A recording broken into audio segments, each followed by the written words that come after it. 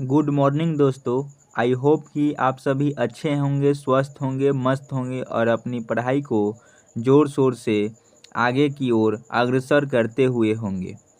तो स्वागत है आप सभी का study GK study with Ayush YouTube channel पर।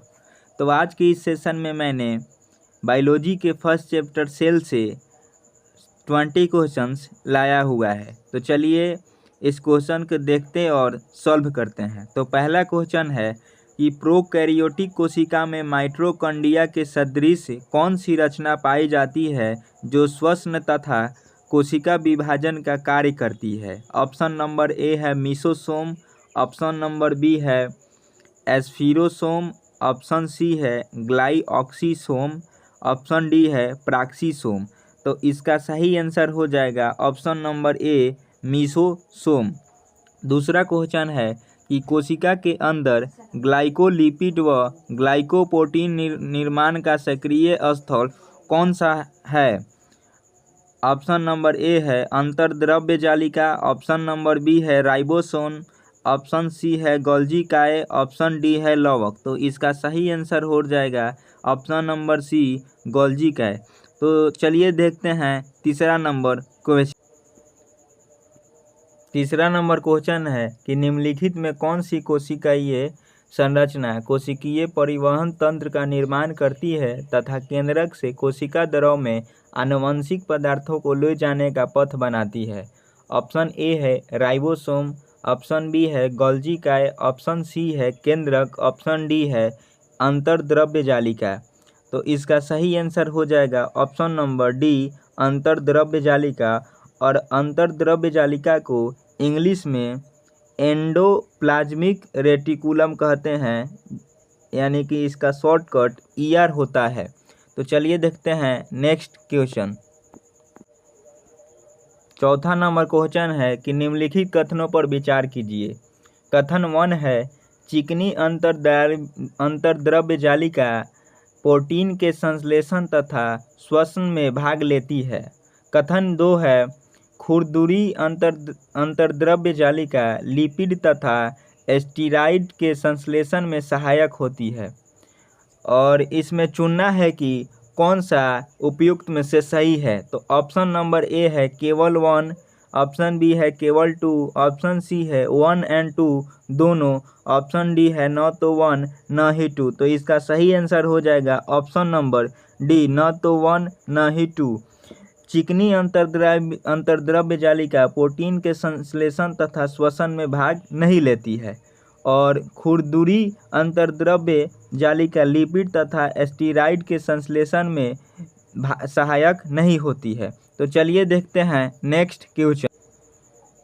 5वां नंबर क्वेश्चन है कि कोशिका का अचल संपत्ति किसे कहा जाता है। ऑप्शन ए है लिपिड, ऑप्शन बी है सेल्यूलोज, ऑप्शन सी है न्यूक्लिक अम्ल, ऑप्शन डी है प्रोटीन। तो इसका सही आंसर हो जाएगा न्यूक्लिक अम्ल। 6 नंबर क्वेश्चन है कि निम्नलिखित कथनों पर विचार कीजिए। कथन 1 है माइटोकॉन्ड्रिया कोशिका में पाए जाने वाले सबसे बड़े अंगक होते हैं। कथन 2 है हरित लवक को कोशिका का रसोई घर कहा जाता है। अब कथन 3 है गोल्जी काय को कोशिका के अणुओं का ट्रैफिक कंट्रोलर कहा जाता है। उपयुक्त में सही कथन को चुनना है। ऑप्शन ए है 1 और 2, ऑप्शन बी है 2 और 3, ऑप्शन सी है 1 और 3, ऑप्शन डी है 1, 2 और 3। तो इसका सही आंसर हो जाएगा ऑप्शन नंबर बी 2 और 3। माइटोकॉन्ड्रिया कोशिका में पाए जाने वाले सबसे बड़े अंगक होते हैं, ये कथन बिल्कुल सही है। हरित लवक को कोशिका का रसोई घर कहा जाता है, ये भी कथन बिल्कुल सही है। तो चलिए देखते हैं नेक्स्ट क्वेश्चन। 7वां नंबर क्वेश्चन है कि निम्नलिखित कथनों पर विचार कीजिए। कथन 1 है डीएनए को आनुवंशिक पदार्थ कहा जाता है। कथन 2 है जीने को आनुवंशिक इकाई कहा जाता है। उपयुक्त में से कौन सा सही है। ऑप्शन ए है केवल 1, ऑप्शन बी है केवल 2, ऑप्शन सी है 1 तथा 2 दोनों, ऑप्शन डी है न तो 1 न ही 2। तो इसका सही आंसर हो जाएगा ऑप्शन नंबर सी 1 तथा 2 दोनों। क्वेश्चन नंबर 8 है कि कोशिका के अंदर निम्नलिखित में कौन सा कार्य गोल्जिकाय द्वारा नहीं किया जाता है? ऑप्शन ए है स्वेमस्टन, ऑप्शन बी है संग्रहण, ऑप्शन सी है श्वसन, ऑप्शन डी है अंतःकोशिकीय पाचन। तो इसका सही आंसर हो जाएगा ऑप्शन नंबर डी, अंतःकोशिकीय पाचन। तो चलिए देखते हैं नेक्स्ट क्वेश्चन। 9वां नंबर क्वेश्चन है कि निम्नलिखित में कौन सा विकल्प सही सुमेलित नहीं है? कोशिका का पावर हाउस माइटोकॉन्ड्रिया को कहते हैं। सबसे बड़ा अंगक लवक है, ऑप्शन सी है आत्मा की थैली लाइसोसोम को कहा जाता है, ऑप्शन डी है पेलेंडकन एस्पिरोसोम है। तो इसका सही आंसर हो जाएगा ऑप्शन नंबर डी, प्लेनकन एस्पिरोसोम नहीं है। क्वेश्चन नंबर 10 है कि निम्नलिखित में कौन सा अर्धस्वायत्त कोशिकांग है? ऑप्शन ए है हरित लवक, ऑप्शन बी है माइटोकॉन्ड्रिया, ऑप्शन सी है ए तथा बी दोनों, ऑप्शन डी है कोई नहीं। तो इसका सही आंसर हो जाएगा ऑप्शन नंबर सी, ए तथा बी दोनों।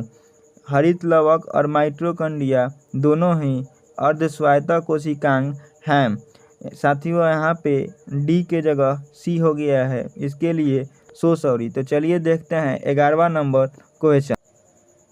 11वां नंबर क्वेश्चन है कि प्रोकैरियोटिक कोशिका में किस कोशिका अंग का अभाव रहता है? 1 नंबर में गोल्जिकाय है, 2 नंबर में माइटोकॉन्ड्रिया, 3 नंबर में अंतःद्रव्य जालिका, हरित लवक, डीएनए। कूट दिया गया है, उसमें से आप सभी को चुनना है।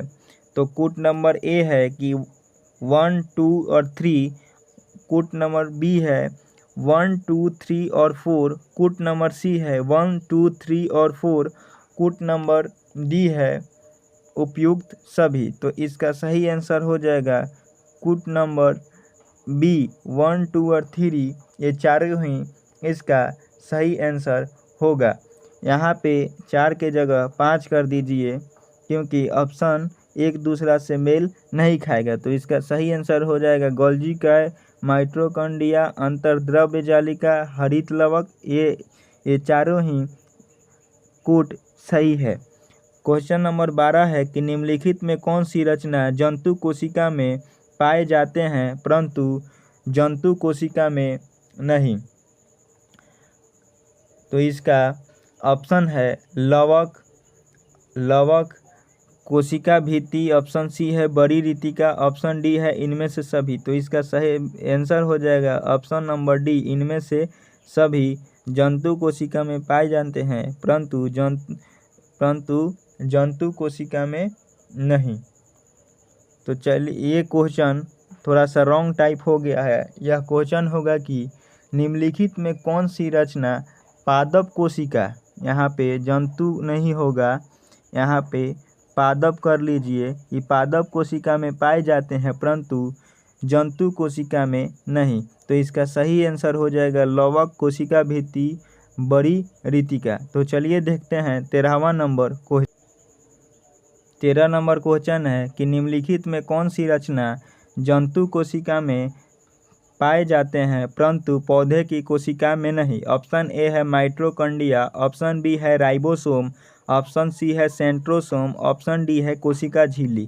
तो इसका सही आंसर हो जाएगा option number C, centrosome. 14 number question है कि कोशिका सिद्धांत किसने प्रस्तुत किया था?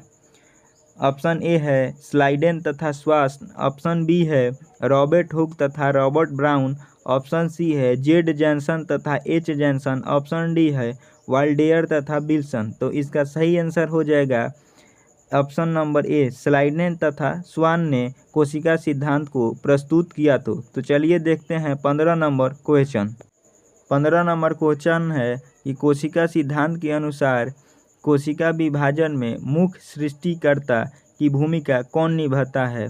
सृष्टिकर्ता मीन्स कि क्रिएटर की भूमिका कौन निभाता है? ऑप्शन ए है सेंट्रोसोम, ऑप्शन बी है केंद्रक, ऑप्शन सी है राइबोसोम, ऑप्शन डी है गोल्जिकाय। तो इसका सही आंसर हो जाएगा ऑप्शन नंबर बी, केंद्रक। 16 नंबर क्वेश्चन है कि निम्नलिखित में से किस कोशिका अंगक से लाइसोसोम बनता है? ऑप्शन ए है गोल्जिकाय, ऑप्शन बी है राइबोसोम, ऑप्शन सी है माइटोकॉन्ड्रिया, ऑप्शन डी है अंतःद्रव्य जालिका। तो इसका सही आंसर हो जाएगा ऑप्शन नंबर ए गोल्जी काय। तो चलिए देखते हैं नेक्स्ट क्वेश्चन।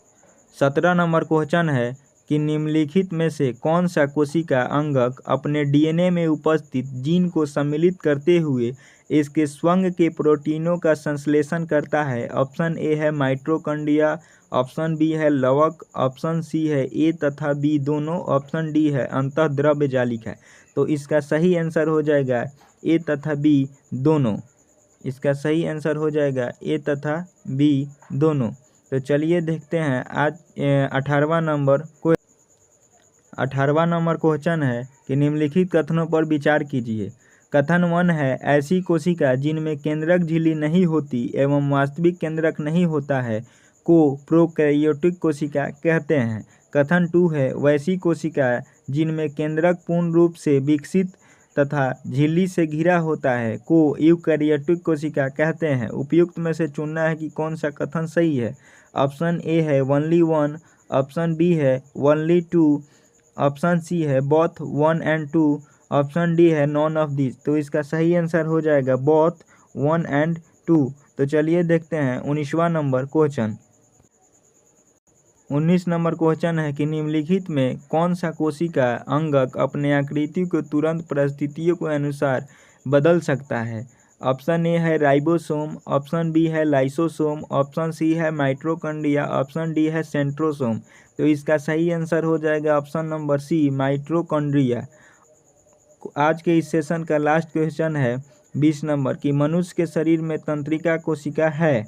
ऑप्शन ए है सबसे छोटी कोशिका, ऑप्शन बी है अनियमित कोशिका, ऑप्शन सी है सबसे बड़ी कोशिका, ऑप्शन डी है एक गोल कोशिका। तो इसका सही आंसर हो जाएगा ऑप्शन नंबर सी।